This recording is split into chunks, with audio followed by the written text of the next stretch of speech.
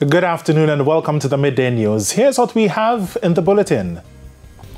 More concern over road fatalities. Diaspora chairman defends letter criticizing government. And later in sports, Tivoli Gardens and Arnott Gardens close in on JPL leadership. Thank you for joining us. I'm Shane Masters and here are the details. More concerns this afternoon about the irresponsible use of the nation's roadways, resulting in fatalities. Public health representatives are again joining the call for road users to exercise caution and to slow down.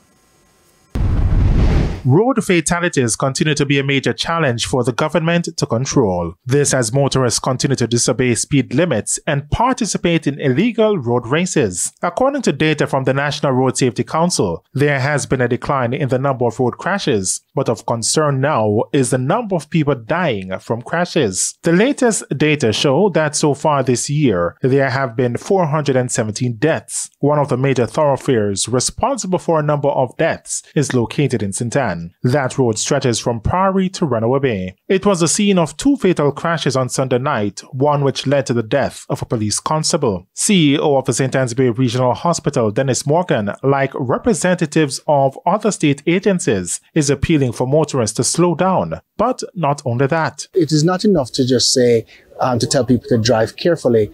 Some light, some sort of road, something. I can't find the word now, but something needs to be done with that stretch of roadways, maybe a light, a traffic light or something, or more police enforcement out in that vicinity. But it is happening too often. In the past couple of months, we would have lost along that stretch of road at least 3 government employees.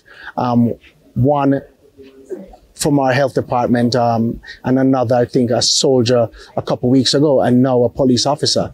It is devastating. Vice Chair of the National Road Safety Council, Dr. Lucien Jones, is hoping that with the rollout of speed cameras next year, it will help in the reduction of road crashes and fatalities. 5 people were rushed to hospital in Montego Bay, St. James last night. It comes after the driver of this white Toyota Corolla motor car allegedly ran at the red light along the Howard Cook Boulevard. The car then collided with this Toyota, now a public passenger vehicle, in front of the Harmony Beach Park. It's understood that following the crash, the driver of the Toyota Corolla exited the vehicle and tried to flee the scene. However, onlookers chased him and took matters into their own hands. He was eventually rescued and was taken to the hospital along with the injured occupants of the taxi. Up to news time, the status of the passengers or the driver of the Toyota Corolla was not known. Chairman of the Jamaica Diaspora Crime Intervention and Prevention Task Force, Dr. Rupert Francis, has defended the contents of a letter that has criticized the government on a number of issues and has served notice to seek redress internationally. Herman Green reports.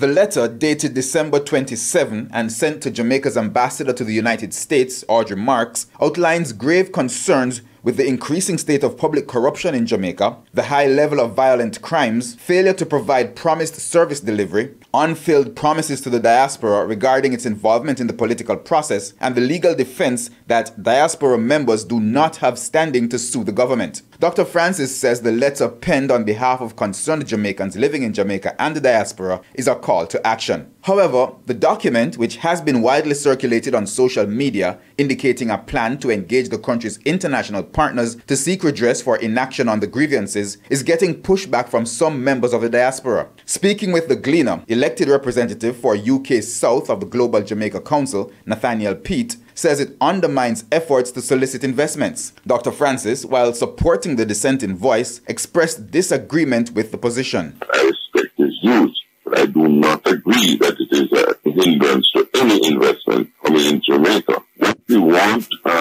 investment, as a matter of fact, this will increase investment once people know that their money is safer and what have you, the banks are safe and all that sort of thing. I mean, look at what happened at SSL.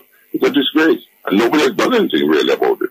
Dr. Francis says the task force decided to go this route out of love for Jamaica and failed efforts to have meaningful dialogue about the issues. We have made many overtures over the years through the ministry about our concerns, and we have met with not much success in that regard. We have gone out of our way to make them understand that we are Jamaicans, we love Jamaica, we want the best for Jamaica. He was a guest on Thursday on the Morning Agenda on Power 106. Herman Green, TVJ News.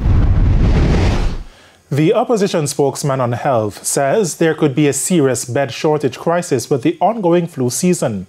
He says while some health facilities are already at capacity, some are close to it.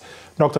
Guy says what has been happening is that some areas in hospitals are being converted to accommodate the influx of patients with flu symptoms that need to be admitted. Nonetheless, he says the issues at the hospitals have to be addressed at the policy level. Seriously address the problem of what you do with the overcrowd at the hospital, irrespective of all the reasons. The minister has been there sitting February come 8 years as a minister of health. And if you cannot accomplish that improvement in the system in 8 years, it will never happen. We hear of the big plans that the government has, and certainly they are commendable. The University Hospital expansion, the Spanish Town Hospital expansion, the Tenants Bay Hospital, the Mapen Hospital. But what we are more interested in now, and what John Public, the poor and suffering Jamaicans are concerned about now, is what do I do if I get ill? Dr. Guy argues that the health minister has not been proactive in addressing the country's health sector issues. We have the overwhelming of the hospitals, and the government is basically, the minister is throwing up his hands in the air as to what to be done. And we all blame it on the flu season, we all blame it on the accidents that are happening. But our infrastructure has not improved over the past 8 years in terms of admissions to these hospitals. Now, that is what the minister should have been working on. I mean, I give him a feeling great for that. I give him a passing grade though for public relations. The suffering public who goes to these hospitals have to endure long waits, first of all, and secondly, when they are admitted to the hospital, they have to be enduring the agony of lying in a couch or in a chair. Danger lurks for residents of communities who use the Moortown Bridge in Portland. They reveal that the bridge was already being undermined by heavy and continuous rainfall, but after last week Friday's downpour, it's worsened. Huge cracks, debris wrapped around the pillar, and a displaced retaining wall.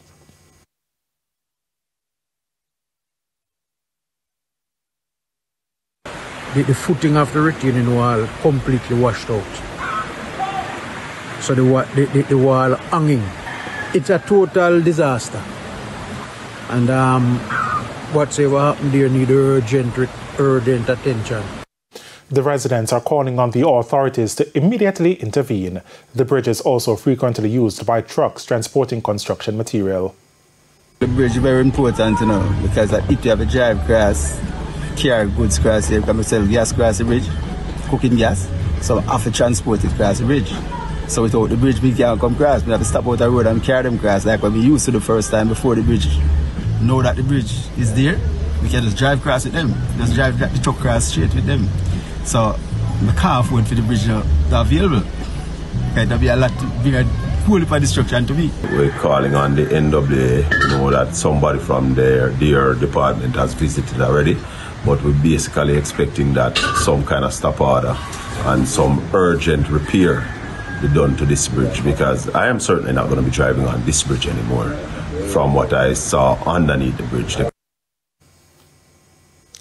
And it's time for a break here on the Midday News. Stay with us, more stories when we return.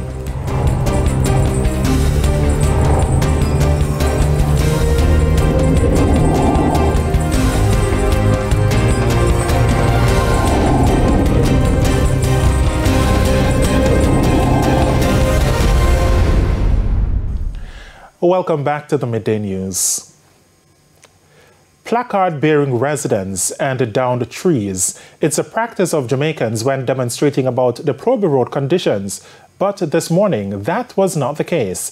The residents used it to vent their frustration over the removal of Police Constable Owen Brown from their community of Cedar Valley, St. Thomas.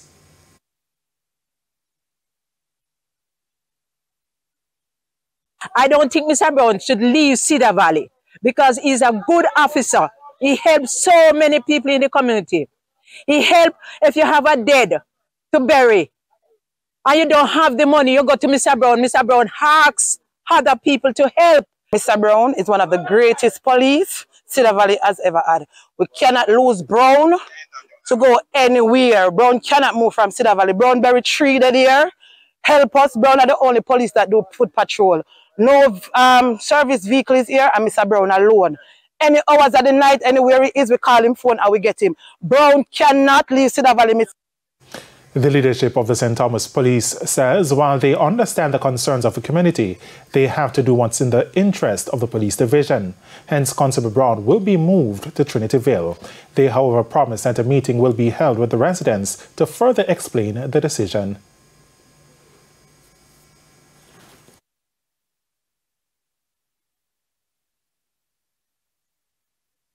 And you can express your concern, and we talk and see if there's an adjustment can be made. We'll make it. So now what I'm asking you to do, please, let us clear the roadway and inviting you, not everybody, but a few of you. Well, if all of you, there's a few of you. Down to Marant Bay. Down to Marant Bay. Down to Marant Bay. Right? Then we can have dialogue.